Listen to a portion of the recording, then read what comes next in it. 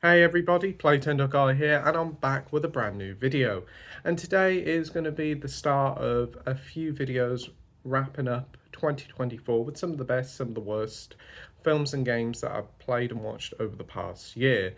And today I'm going to start it off with the most disappointing and worst media releases of 2024. There's a few films, a couple of TV shows, and a couple of games. Surprisingly, I've played a lot of decent games this year, but there has been some pretty disappointing films and some pretty disappointing TV shows. Well, two of them. And I think if you've watched the channel, you'll probably know which two it will be. So that's more than enough waffling. Let's get into it. So yeah, this list is in no particular order. I'm just listing about 10 or 11 media things that I was disappointed or did not like, full stop, throughout the year. And I'm going to start off with one that a lot of people know that I really didn't like. So starting off the list, we have The Fall Guy. Yes, this was easily one of the most disappointing films for me. Directed by David Leitch, who did my favourite Deadpool film, Deadpool 2, and also did the really awful Bullet Train. So the writing kind of was on the wall with it, because this is very much more like Bullet Train. The Fall Guy is based on a very unknown TV show from the 70s or 80s that not many people know about, and it stars Ryan Gosling as a stuntman. Stars Ryan Gosling as a stuntman trying to track down a missing movie star whilst also trying to rekindle his relationship with an ex, played by Emily Blunt. And the film did not work for me at all. Within 20 minutes, I wanted to leave. It was truly abysmal. I didn't like it at all. The humour didn't work for me. Emily Blunt and Ryan Gosling's relationship chemistry was non-existent.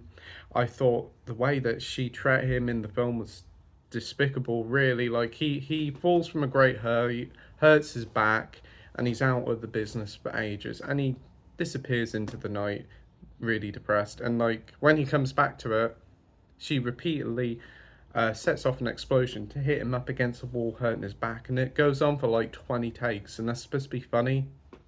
Bloody weren't funny. And there's a lot of humour that just doesn't land.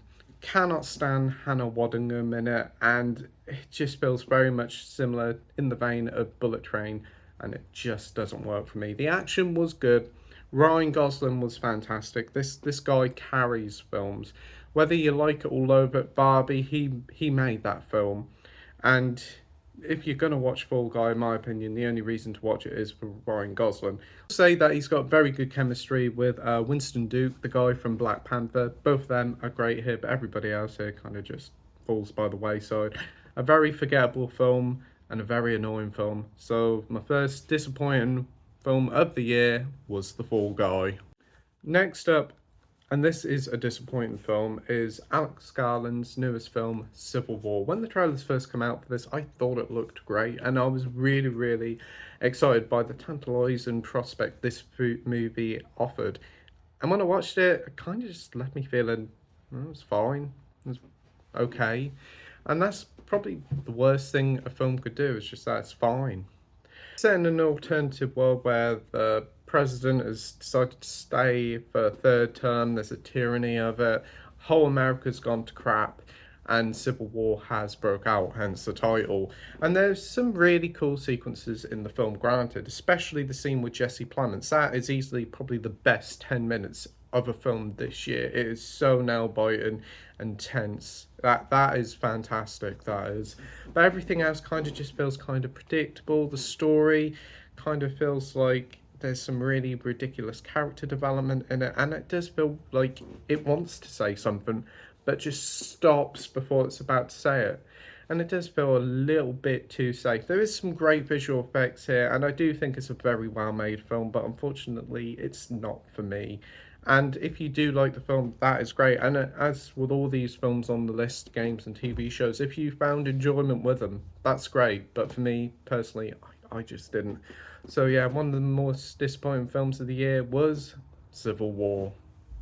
Next up is a film that I did like, but on reflection of the film, I constantly think about it in a more negative way, and that is Alien Romulus.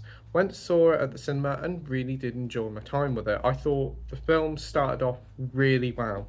I really liked the leading girl and her synthetic companion, played by, I think it's David Johnson. He is great in this. He is fantastic. I wasn't keen at first, but then throughout the film, I thought he was fantastic, and he's the real heart and soul of the film.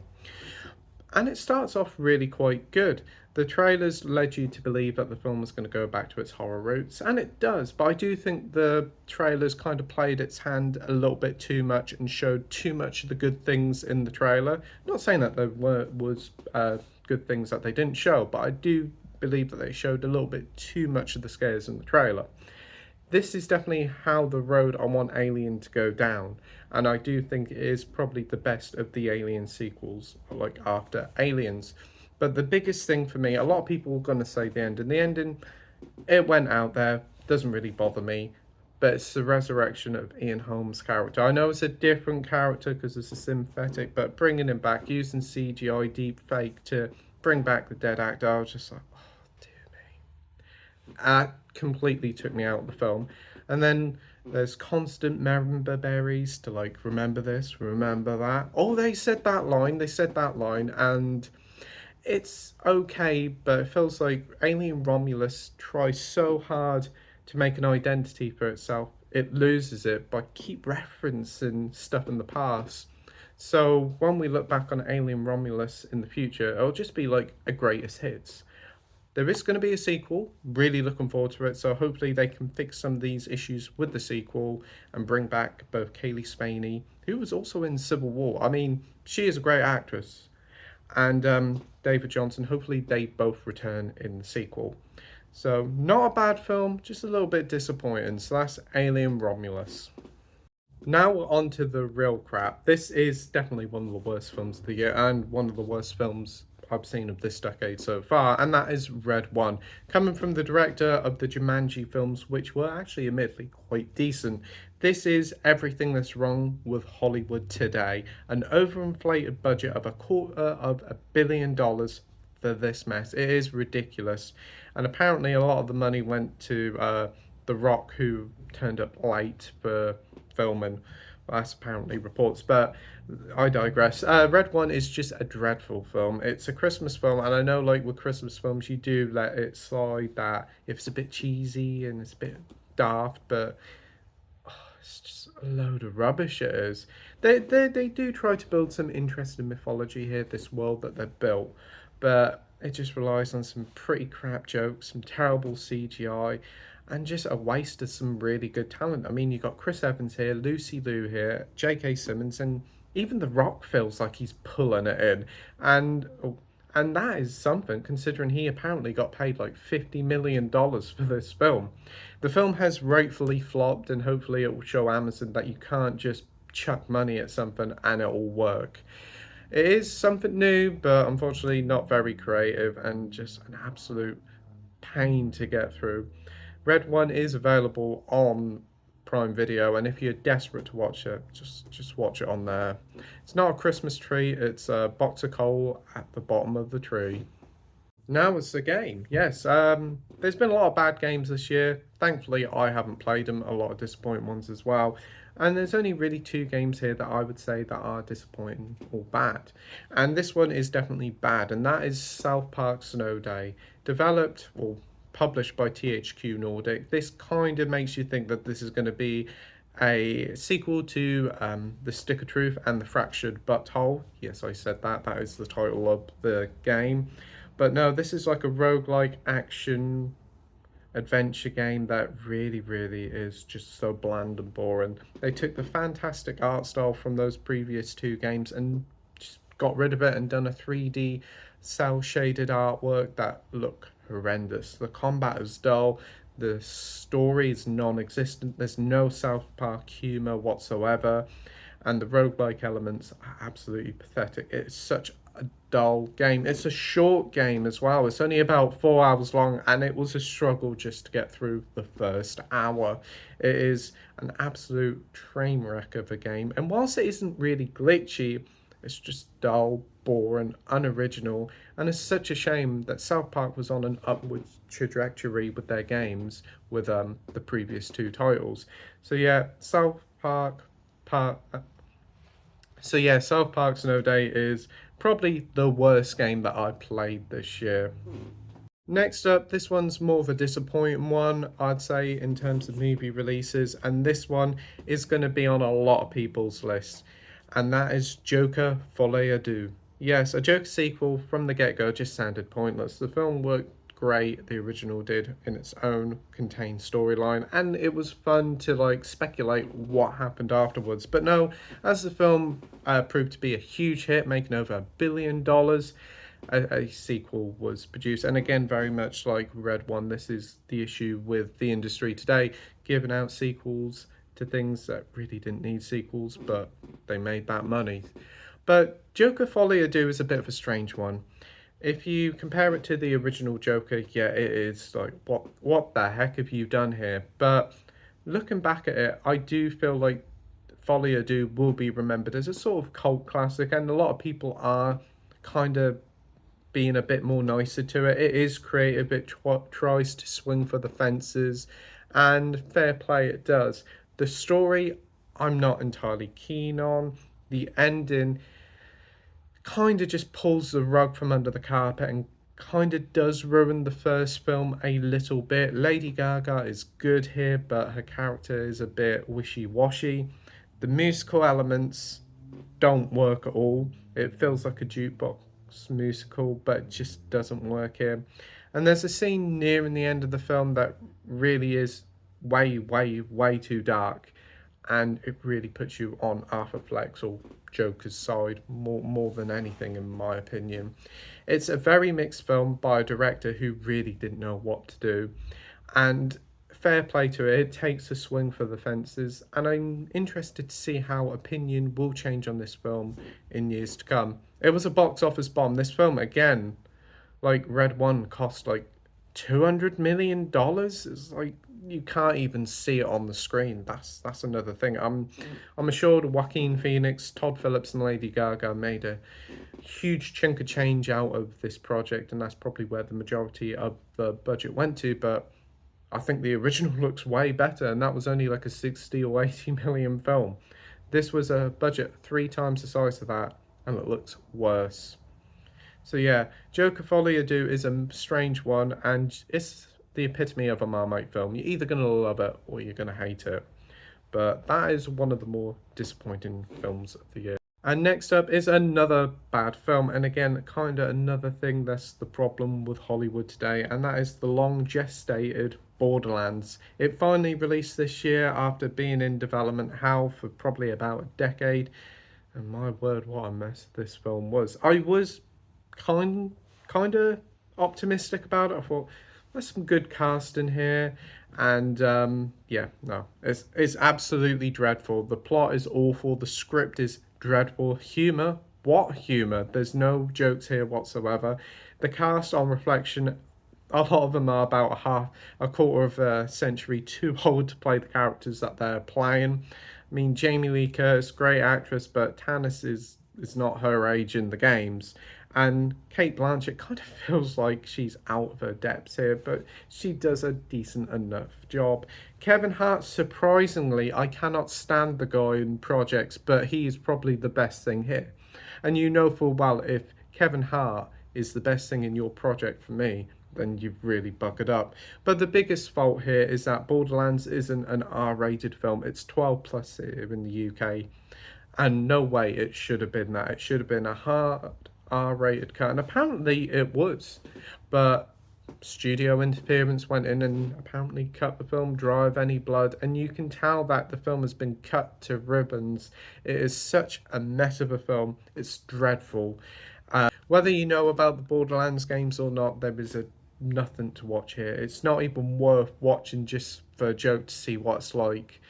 It's abysmal, and it's such a shame because there was a lot of potential here. I do believe if they got the guys who did the Dungeons and Dragons film from last year to do this, it would have been a whole lot better. But Borderlands for me is probably the worst film of 2024. But there's a few more media projects we can talk about before we finish the video.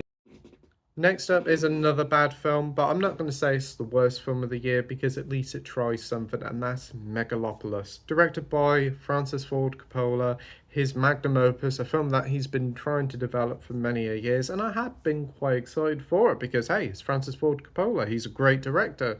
He made some of the best films of all time. Now he's made Megalopolis. And what the heck is this film supposed to be about? It's a story that's barely even there that tries to tell one thing and then goes off the beaten track for something else. All the actors here really feel like they're phoned in. There's a great cast here. You've got Adam Driver here, who feels like he is couldn't give a crap. You've also got Giancarlo Esposito as well, who probably is the best thing about the film, but everybody else here is just everybody here does a good job, but unfortunately, the material they have here is absolutely weak. A script that feels like it's trying to parody The Room. Some nice special effects, I must admit, but there's a bit there where Adam Driver's trying to recite Shakespeare, and dear me, it feels like he's reading the back of like a cleaning fluid formula. It's so bad. It is. It's a film that is trying to do something different, and fair play to Francis Ford Coppola. He actually footed his own money to do this. No studio actually wanted to publish this or release this in cinemas, but he footed the bill for production and for marketing, so fair play to him. He actually did go out and do it himself, so that's why I'm being a little bit nicer to this one. I'm not saying it's the worst of the year, but it is a pretty darn bad film. But there is people who actually really like this film, so fair play to you, and I'm glad that you enjoy it. But unfortunately, Megalopolis isn't for me. I do appreciate that he went out of his way, sold his vineyard, and did what he wanted to do, but it didn't work for me. So that's Megalopolis. So we've got three more things to talk about, one game and two TV shows. One of them is probably the worst thing that I've watched this year, and I bet you can guess what it is. But the game that I'm going to talk about is Suicide Squad Killed the Justice League. This has been in development for well over a decade, and when it was first announced, probably about 2019, I don't know when it was announced, I was excited for it. All it was a CGI trailer, and then when the gameplay finally was revealed, probably about 6 months before launch, yeah, there were some worrying things there. It looked boring, unoriginal, and looked like every other AAA game on the market. For a game that has a whole host of supervillains like Harley Quinn, Captain Boomerang, Deadshot, and the Shark Guy, none of them felt unique. Heck, Captain Boomerang, who's in his name, Boomerang is his weapon of choice. He uses guns. Everybody uses guns in this, and it just doesn't make no sense. It is a boring, dull looter shooter with no personality, no heart, and I cannot believe that this was made by the same team who brought us such classic as the Batman Arkham series. It's such a shocking display of how a series has gone down the pan to chase live service trends and things that were probably cool about 10 years ago. There is some decent parts to it. I did like the story mode. I thought the story mode was okay. It had some fun humor in it, and the repertoire between the characters were pretty good. They did bounce off each other quite well, but the story was short, and how they treat like Kevin Conroy's Batman was pretty obnoxious. Apparently they've retconned it in a future update, but I haven't gone back to the game because it is just the same old gameplay, rinse and repeat, really dull, really boring, and a real disappointment. Compared to Marvel's Avengers, it is very similar to it, but I think Marvel's Avengers is a much better game. Is it a horrendous game? No, it's just bang average and bang boring. Well, the final two projects are both TV shows, and the first one is, if you know me, you know I'm going to talk about it, and it's Doctor Who. Yeah, Doctor Who is back with season one, though it's actually series 14, but they want to call it season one. They rebooted it, so fair play. Yeah, this was just bad. This was really bad. It's not as bad as the Jodie Whittaker stuff, but there's some really awful episodes here. The series has been on a downward trajectory after Peter Capaldi left. The Jodie Whittaker era did nothing for me. I think her best episode was her final episode. It was actually her best sort of acting, best story, and I had a good time with that one. The three specials were pretty good. I did enjoy them, and I even bought them on Blu-ray, so they must have been pretty good. But from the Christmas special last year, yeah, I wasn't on board. And when the series finally returned this year, it was a struggle to get through. But it wasn't really a surprise considering how bad Doctor Who has been. Now, I think Ncuti Gatwa is actually not too bad as a Doctor. I think he needs some better bloody material. I think he needs better scripts. There's one thing that I would change about his Doctor. I wish he would stop bloody crying. He's crying in every single episode. The recent Christmas episode, he must have cried about 4 times in it. Stop doing that. I'd like to see him to get angry and more serious because I think when he does that, he is actually really quite good. But unfortunately, he wasn't even in half the season. A lot of the time, he was barely in the episodes. There was some good episodes. I think the only really good one was Boom, and the penultimate episode of the first season was really good. But unfortunately, the second part, because the final 2 episodes were two-parter. It fell off a cliff. It did. It built up quite an interesting story, and then the second episode came and it just threw all the goodwill out the door. It did. It was not as bad as Jodie Whittaker's episodes, but still pretty dreadful. And it is a shame to see a once great series with so many creative ideas going down the pan with dreadful writing and just a lack of creativity. Doctor Who is all but like Doctor Who seems to have lost its identity, and it's such a shame. And I'm a big Doctor Who fan. I love all the eras of Doctor Who, but these past two Doctors have just not been for me. And it does seem to be the same with the ratings. I kind of feel like BBC should just put it on hold for 5 years, give it time, because it's not working. It's not working. But if you're liking it, that's fair play to you. But for me, it is a struggle. And I watch each episode in hopes that it will be good, but that hope is really, really diminishing with each episode. So that is Doctor Who. And finally, the worst thing of 2024 for me is Disney Plus's TV series, Star Wars The Acolyte. Yes, if you've seen the streams or watched the channel, then you know that I have some pretty stern thoughts on this TV show. What should have been a great TV show with an interesting premise just was an absolute forgettable mess that bizarrely I haven't forgot because how bad it was, with terrible writing, awful acting, and what the heck was that $200 million budget for? Because you certainly don't see it on the screen. The series started off with quite a whimper, didn't really interest me that much, but it was really the third episode that just did it for me. It was so dreadful with the dialogue, boring, and then you had probably the one of the worst things ever was the power of one, the power of two, the power of many chant that just became a meme. It was embarrassing. It was really embarrassing. The series did pick up midway with a great episode that was full of lightsaber action. That was really good. But another thing that was an issue with the show was the episode's pacings. The first episode was like 25, 35 minutes. Then another episode was 20 minutes. The third episode, the most boring episode, and the seventh episode, which I'll get onto later, was like 40 odd minutes. And then you had episode 4, which ends just as it gets good. The editing here was absolutely abysmal, and that's partly down to the Disney Plus style of doing their shows. Whereas you watch something like Game of Thrones, House of the Dragon, you feel like you're getting a full piece of TV. Like, even if it's under an hour, you feel like you've had a good amount of TV and a lot of stuff has happened. You feel satisfied with what you got. But this was a weekly thing, and you really just didn't feel satisfied with what you got. The seventh episode was just a repeat of the third episode, the terrible third episode, but with a different camera angle, like behind the scenes. And the final episode was just jangling a couple of keychains at you if you're a big Star Wars fan, with a certain character being introduced into the live action Star Wars for the first time. Yeah, it's a really forgettable show. Wow. It's an unforgettable show for all the wrong reasons. Star Wars The Acolyte is the worst that Disney Star Wars has produced. And I do think it has damaged the brand quite a bit.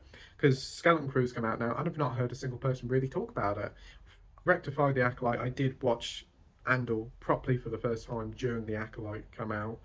And Andor is absolutely superb. It's a fine wine of Star Wars show, and I cannot wait for the season 2 coming out in 2025. So hopefully Disney can get back on the up with Star Wars, because Star Wars is brilliant, and I don't want to be talking bad about Star Wars. Same with Doctor Who. Just make these shows great again.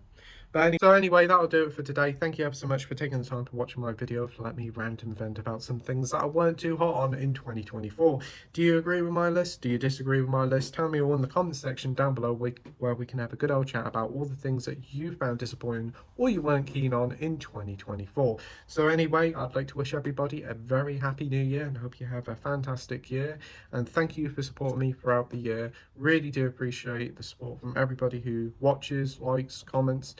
Whether you're a subscriber or not, everything means the world to me. So thank you ever so much for taking the time for watching this video. You stay safe, take care, and I'll see you all on the next video. Bye!